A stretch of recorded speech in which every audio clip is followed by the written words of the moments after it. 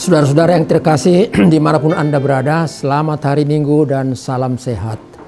Sehat itu penting dan doa saya semoga Anda semua sehat walafiat, dilindungi oleh Tuhan justru pada saat-saat sekarang ini dengan ancaman COVID-19 dan varian Delta yang baru. Saudaraku yang terkasih, sehat itu penting. Mereka yang sehat merasakan hidupnya nikmat walaupun tidak kaya, walaupun pas-pasan gitu.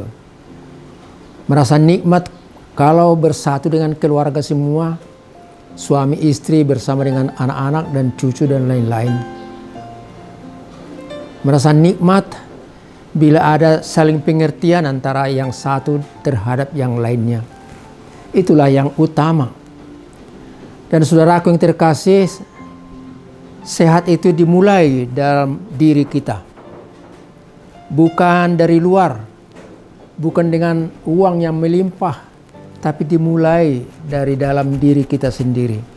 Hati yang gembira adalah obat yang mujarab, dan semangat yang patah meremukkan tulang. Semoga Anda semua gembira dalam hidup ini, situasi yang bagaimanapun yang Anda hadapi, ekonomi yang bagaimanapun yang turun naik yang Anda alami. Semoga tetap gembira di dalam Tuhan. Saudaraku, setelah 6 minggu, saya kembali bisa untuk menyampaikan khotbah untuk kita semua pada kesempatan ini. 6 minggu lamanya saya membutuhkan waktu istirahat, pemulihan, dan saya harus berterima kasih kepada Tuhan yang memberikan kesempatan bagi saya memulihkan kondisi saya. Dan terima kasih juga kepada gereja-gereja yang mengirimkan obat-obatan, bantuan oksigen seperti dari gereja Menteng, juga makanan dan minuman, susu dan lain-lain dari gereja HKP Duren Sawit, makanan, buah-buahan juga dari anggota jemaat yang membuat saya senang bersuka cita, merasa bahwa hidup saya bukan hanya urusan saya sendiri, tapi rupanya banyak dan pasti banyak orang yang ikut juga berupaya supaya saya kembali pulih dan sehat. Terima kasih kepada Tuhan dan kepada Anda sekalian. Saudaraku yang terkasih, marilah kita lihat firman Tuhan yang diperuntukkan untuk kita pada hari ini, Minggu tanggal 8 Agustus, Minggu ke-10 sesudah Trinitatis. Firman yang tertulis dalam kitab Nabi Yeremia, pasal 22, dimulai dari ayat yang pertama hingga ayat yang ke-9. Demikian firman Tuhan dan Tuhan memberkati kita semua. Saya bacakan. Beginilah firman Tuhan. Pergilah ke istana Raja Yehuda dan sampaikanlah di sana firman ini. Katakanlah, dengarlah firman Tuhan, hai Raja Yehuda yang duduk di atas takhta Daud, engkau pegawai-pegawaimu dan rakyatmu yang masuk melalui pintu-pintu gerbang ini. Beginilah firman Tuhan, lakukanlah keadilan dan kebenaran, lepaskanlah dari tangan pemerasnya orang yang dirampas haknya. Janganlah engkau menindas dan janganlah engkau memperlakukan orang asing, yatim dan janda dengan keras. Dan janganlah engkau menumpahkan darah orang yang tak bersalah di tempat ini. Sebab jika kamu sungguh-sungguh melakukan semuanya itu, maka melalui pintu-pintu gerbang istana ini akan berarak masuk raja-raja yang akan duduk di atas takhta Daud dengan mengendarai kereta dan kuda-kuda mereka, pegawai-pegawainya dan rakyatnya. Tetapi jika kamu tidak mendengarkan perkataan-perkataan ini, maka aku sudah bersumpah demi diriku, demikianlah firman Tuhan, bahwa istana ini akan menjadi reruntuhan. Sebab beginilah firman Tuhan mengenai keluarga Raja Yehuda. Engkau seperti Gilead bagiku, seperti puncak gunung Libanon. Namun pastilah aku akan membuat engkau menjadi padang gurun, menjadi kota yang tidak didiami orang. Aku akan menetapkan pemusnah-pemusnah terhadap engkau, masing-masing dengan senjatanya. Mereka akan menebang pohon aras pilihanmu dan mencampakkannya ke dalam api. Dan apabila banyak bangsa melewati kota ini, maka mereka akan berkata seorang kepada yang lain, mengapakah Tuhan melakukan seperti itu kepada kota yang besar ini? Orang akan menjawab, oleh karena mereka telah melupakan perjanjian Tuhan, Allah mereka, dan telah sujud menyembah kepada Allah yang lain dan beribadah kepadanya. Sampai di situ peruntukan firman Tuhan pada kesempatan ini. Amin. Saudaraku yang terkasih, cukup panjang ayat-ayat atau nas Alkitab yang kita dengar barusan. Tapi Anda jangan beranjak ke tempat yang lain. Ikuti aja firman ini dan saya akan coba memberikan penjelasannya sedemikian runut dan sesimpel mungkin sehingga kita boleh dengan tenang mengikuti dan memahaminya. Kalau begitu mari kita simak apa sebenarnya yang mau dipesankan oleh firman ini kepada kita. Yang pertama,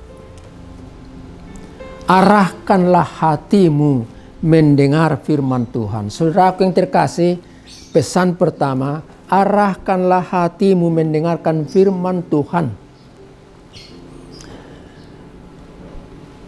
Yeremia mau menunjukkan kepada kita bahwa Tuhan itu sebenarnya sungguh-sungguh amat baik. Tetapi pada kesempatan lain, dia juga boleh bertindak, bahkan memusnahkan apa yang sebelumnya telah dia berkati. Itu yang mau ditunjukkan oleh Nabi Yeremia melalui firman ini kepada kita. Allah itu sungguh amat baik. Amat baik dalam arti Allah itu membangun, Allah itu memberkati, Allah itu memberikan apa yang mereka perlukan dalam hidupnya.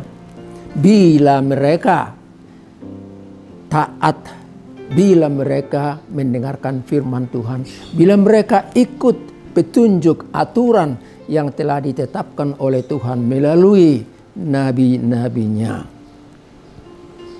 Saudaraku yang terkasih, tetapi di pihak lain juga Allah yang hidup itu, yang memberkati itu, bila dia melihat bahwa firman-Nya tidak diperdulikan oleh siapapun, bila dia melihat bahwa yang utama dalam hidup manusia itu ialah kepentingan sendiri, keuntungan sendiri, maka dia akan marah dan melakukan juga tindakan untuk mereka. Itu nanti akan kita lihat apa yang terjadi sesudah nas ini, karena Babel itu menaklukkan Yerusalem Yuda tahun 597 dan menghancurkannya. Saudara, dengarlah firman Tuhan. Saya merasa ini perlu diangkat ke permukaan karena justru pada masa COVID-19 dan varian Delta ini sungguh banyak suara-suara yang kita dengar. Banyak nasihat-nasihat, banyak anjuran-anjuran. Minumlah yang begini, campuran ini dan itu, maka Anda akan sehat. Ikutilah apa yang dianjurkan oleh ahli-ahli yang memberitahu kepada kita bagaimana herbal bisa memberikan kesehatan bagi kita. Dan banyak lagi petunjuk-petunjuk yang kita dengarkan tiap hari silih berganti. Dan kadang-kadang kita bingung juga untuk melihat apa sebenarnya yang dibutuhkan dalam keadaan ini. Oleh sebab itu, saudara yang terkasih, dengarlah apa yang dikatakan oleh dokter, oleh petugas medis, petugas kesehatan untuk Anda. Makanlah vitamin, tidurlah yang cukup, tenangkanlah pikiran, semangatlah.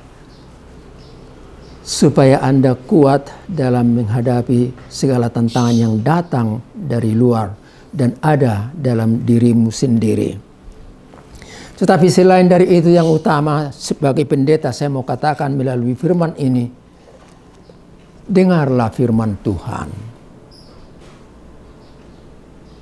Kenapa kita mau mendengar dan harus mendengarkan firman Tuhan? Karena firman Tuhan itu jujur, terpercaya, dan mampu berbuat sesuatu melebihi daripada apa yang kita pikirkan dalam hidup ini. Dengarlah firman Tuhan. Kenapa?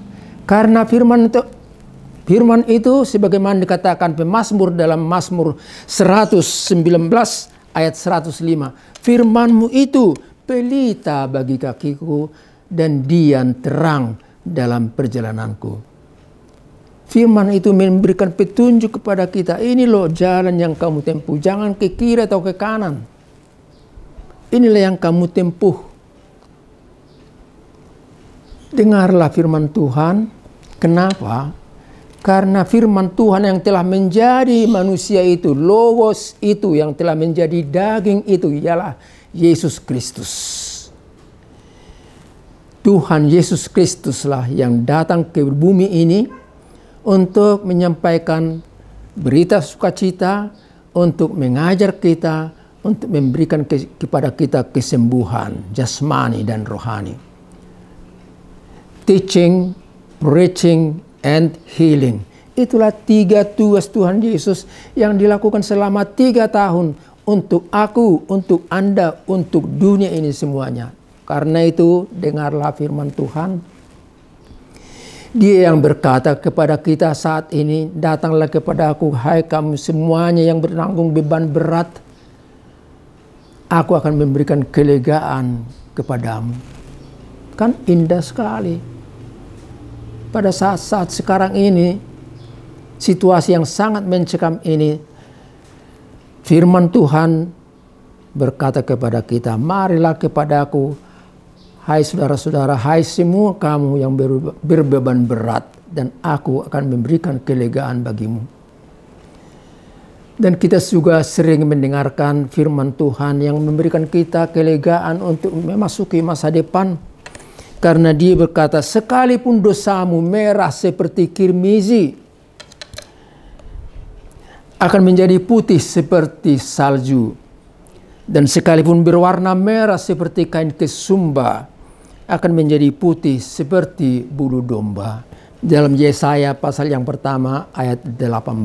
Saudara, oleh sebab itu selain suara yang banyak di dunia ini sekeliling kita, dengarlah firman Tuhan yang menolong kamu, yang menunjukkan jalan yang akan kamu tempuh, yang menghibur dan menguatkan kamu dan aku juga.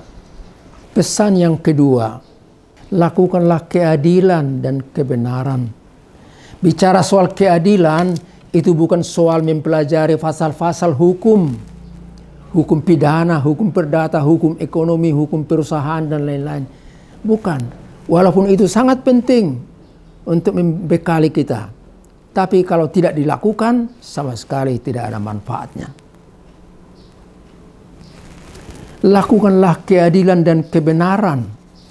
Yang dimaksud di sini dengan keadilan dan kebenaran ialah melihat keadaan, kondisi sekitar, melihat apa yang terjadi, melihat apa yang dialami oleh banyak orang, terutama orang-orang kecil dan orang miskin.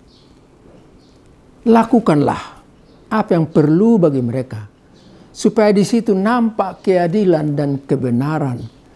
Bahwa Tuhan mencintai semua umat manusia termasuk rakyat kecil. Dan bila kita tolong, kita bantu, disitulah nampak keadilan dan kebenaran.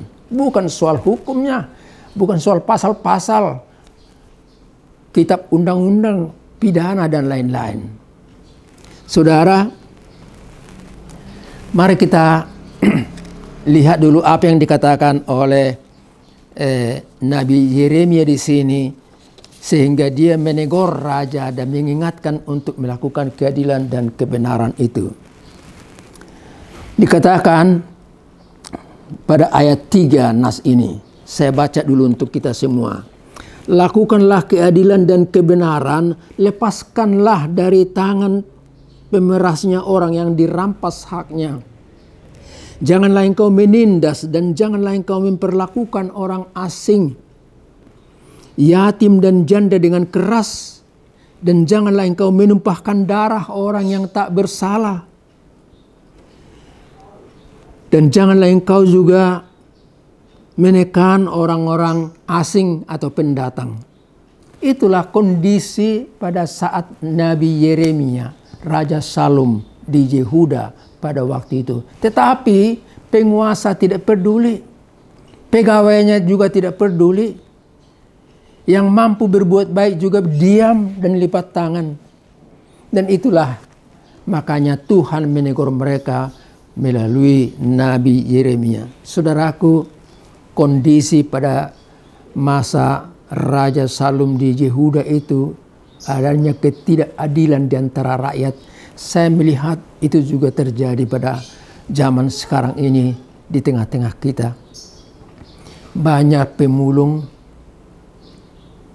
banyak orang miskin, ada kejahatan, penjambretan, ada korupsi, ada pembunuhan dengan berbagai latar belakang, karena cemburu, karena cinta, karena mau memiliki harta dan lain-lain. Itulah keadaan kita pada akhir-akhir ini.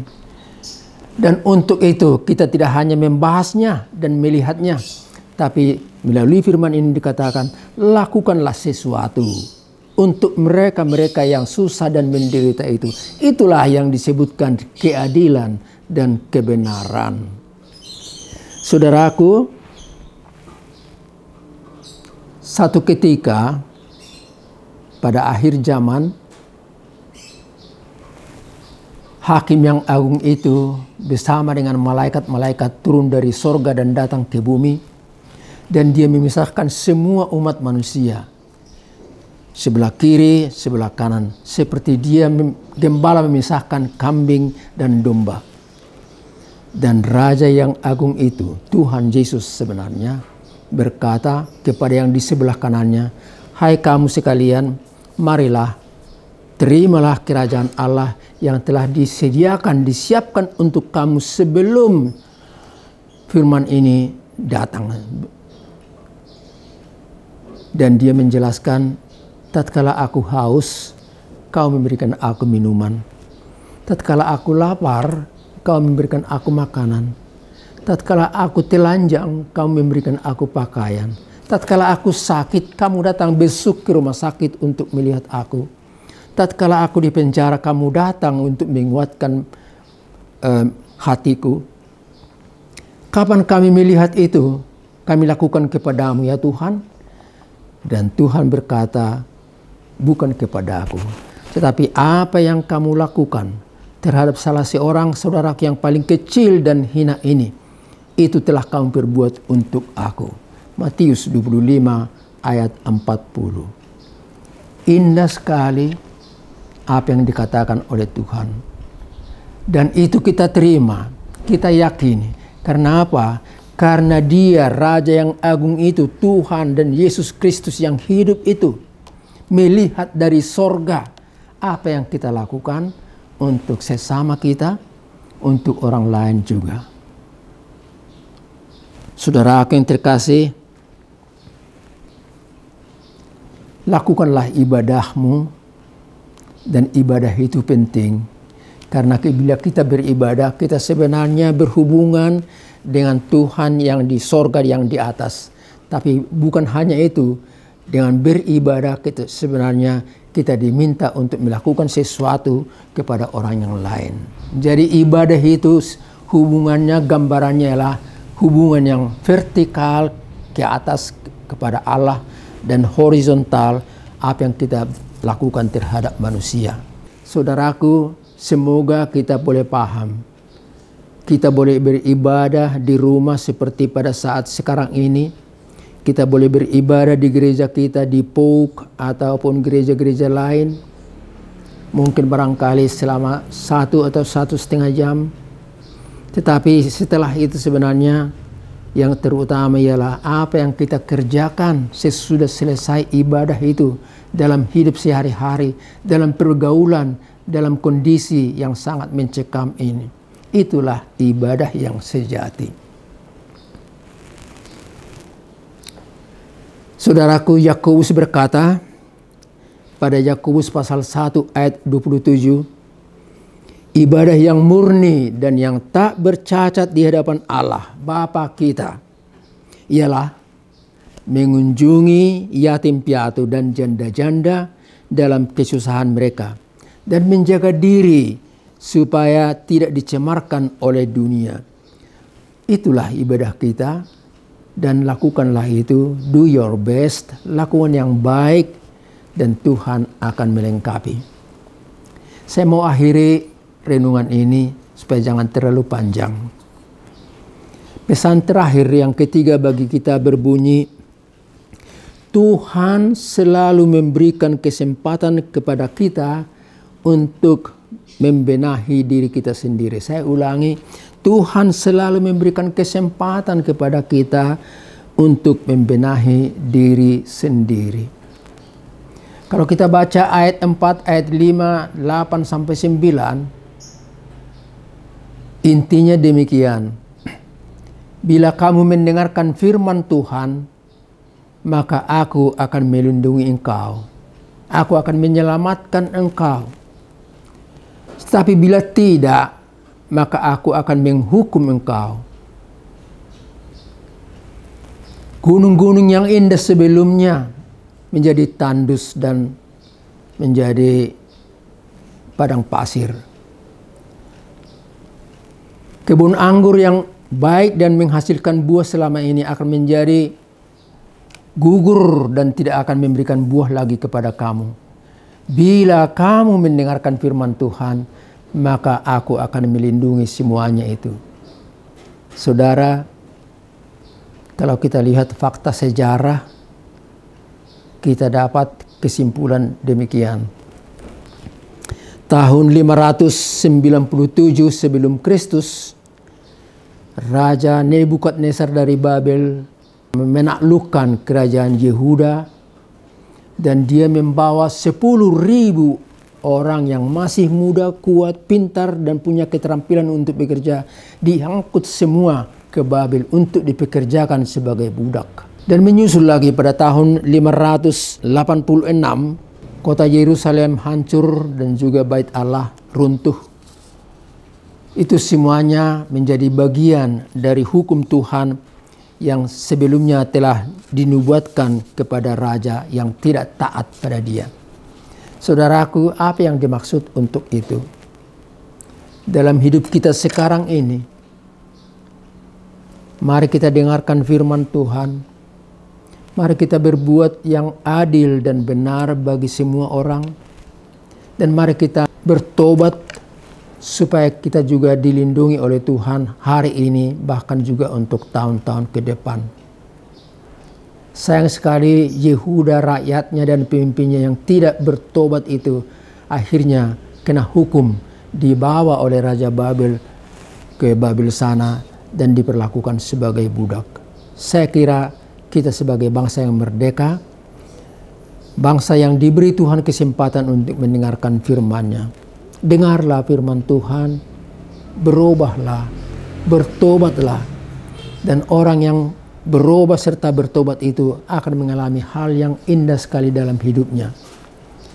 Saya ambil satu lagu yang terkenal, John Newton pada abad 18. Satu ketika sebagai pelaut, dia mengalami peristiwa yang sangat luar biasa.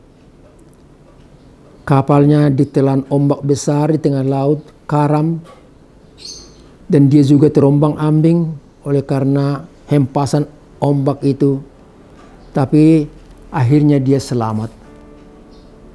Dan sesudah itu dia sadar, dia berubah, dia bertobat, dan dia menjadi seorang penginjil. Dia mengarang satu lagu yang terkenal, yang saya kira kita juga kenal lagunya, dari Kidung Jemaat 40 yang berbunyi, ajaib benar anugerah pembaru hidupku, ku hilang buta bercela, olehnya ku sembuh. Ada perubahan dalam hidup ini, perubahan yang baik oleh karena Tuhan melindungi dan memberkati. Apa yang terjadi pada abad 18 tempo hari kepada John Newton itu terjadi juga kepada kita pada abad 20 ini, pada zaman milenium ini, pada masa keadaan COVID-19 dan varian-variannya yang baru ini. Dia mengasihi, anugerahnya luar biasa bagi kita. Nyanyikanlah itu dalam hidupmu, jalani hidup ini. Saudaraku yang terkasih, ikuti protokol kesehatan dan jangan lupa berdoa kepada Tuhan. Sampai ketemu minggu depan dan Tuhan memberkati. Amin. Kita berdoa. Allah Bapa di sorga, terima kasih atas firman-Mu yang memberikan kami masukan penguatan yang besar, yang luar biasa. Tuhan selalu memperdengarkan firman-Mu bagi kami tatkala kami beribadah di gereja-Mu, di rumah, atau pada kesempatan yang lain. Supaya kami mendengarkan firman-Mu ya Tuhan, dan bukan hanya mendengarkan suara-suara dunia ini, bukan hanya mendengarkan suara-suara akibat daripada kehebohan dan rasa pergumulan oleh karena COVID-19 ini. Ajarlah kami untuk mendengarkan sabda-Mu Tuhan, dan ajarlah kami juga untuk tidak hanya diam dalam hidup kami ini, tapi kami melakukan sesuatu, terutama menolong orang-orang kecil dan orang miskin, karena itulah yang dimaksud dengan keadilan dan kebenaran. Tuhan, mampukan kami untuk datang padamu, membuka hati dan diri kami. Kami mau berubah, kami mau bertobat, kami mau melakukan sesuatu yang baru seturut dengan kehendak-Mu. Ajaib benar kasih-Mu Tuhan bagi kami, dan kami yakin itu berlaku bagi diri kami pribadi lepas pribadi, maupun keluarga kami, maupun sahabat kami, maupun teman sepersekutuan, teman seiman dalam gereja, dan tempat-tempat lainnya. Terima kasih Allah Bapa di sorga, di dalam Kristus Yesus kami berdoa dan mengucap syukur. Amin.